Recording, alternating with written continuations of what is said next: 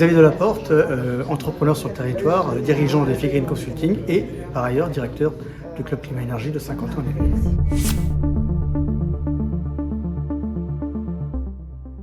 Le Club Climat Énergie a maintenant presque 10 ans. C'est un écosystème cofondé par Saint-Quentin-en-Yvelines et les entreprises du territoire, chargé de proposer, de réfléchir à une sorte de think tank sur des solutions contribuant à la transition écologique et énergétique. Alors aujourd'hui, on fait face à un prix vraiment très élevé de l'énergie.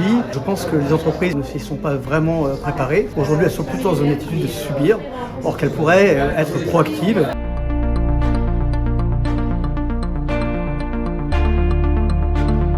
C'est là les premières actions que nous devons mener, que les entreprises doivent mener.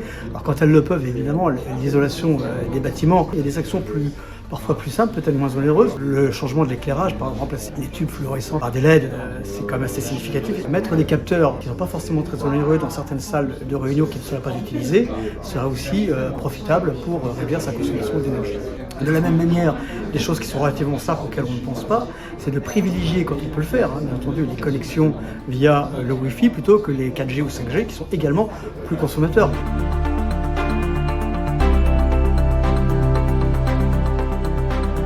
Anne Failly, directrice générale adjointe en charge du développement économique et du Smart Territoire à Saint-Quentin-en-Yvelines.